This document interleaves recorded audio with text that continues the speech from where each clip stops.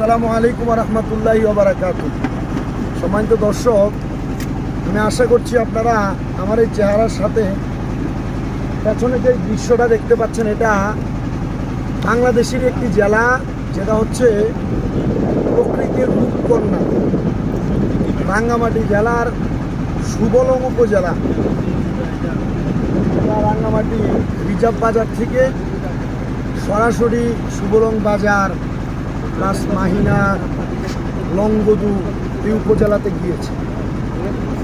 আমি গতকালকে রাত্রে রাঙ্গামাটি রিজার্ভ বাজার নিচের রাস্তা মহরম 10 মহরম মিলাদ মাহফিল উদযাপন কমিটির মাহফিলে আসছে। আসার পর আমার গৌসিয়া কমিটির যিনি ওয়ার্ড সভাপতি আমার আব্দুল কুদ্দুস ভাই, ওনার মেহমানদারিতে আপ্যায়ন এবং শফিউল ভাই সহ ওনারা এখানে মহৎ একজন সুবলংয়ে আল্লাহর ওলি হযরতে ধনামিয়া ফকির, যিনাকে গুলি করে মারা হয়েছিল না, মারার পর ওনার লাশ সেখান থেকে স্থানান্তর করতে পারে না, তারপর এখানেই ওনাকে দাফন করা হয়েছে। ওনার জিয়ারতে আমরা গিয়েছিলাম। উনি এই পাহাড়ে জীবনভর কাটাইছে এবং ওনার জীবনভর উনি এই পাহাড়ে কাটাইছিলেন।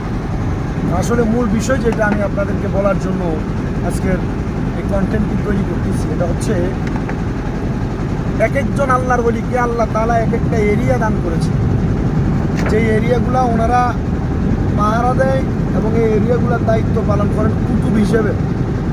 হযরত ধনামিয়া ফকির রহমতুল্লাহ আলাইহি এই সুবলং এলাকায় এই পার্বত্য অঞ্চলের দায়িত্ব পালন করছেন। দেখেন এই সৌন্দর্যটা, আসলে এগুলো তো কোনো মানুষ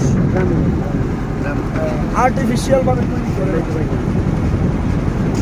মহান আল্লাহ তাআলার এই সৌন্দর্য শুধু আল্লাহ তাআলা সৃষ্টি করে বান্দাকে এতটুকু বুঝাই দিলেন যে আমি আল্লাহ তাআলা চাইলে বান্দার তৈরির চাইতে আমার হলাক, আমার সৃষ্টির মাধ্যমে আমি অনেক কিছু দেখাইতে পারি।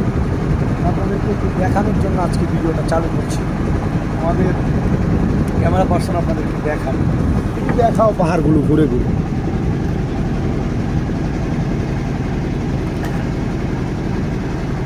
প্রাকৃতিক লেক, কাপ্তাই লেক, এটা প্রাকৃতিক কাপ্তাই লেক। এই লেকের যে লেকটা হলো 725 বর্গ কিলোমিটার।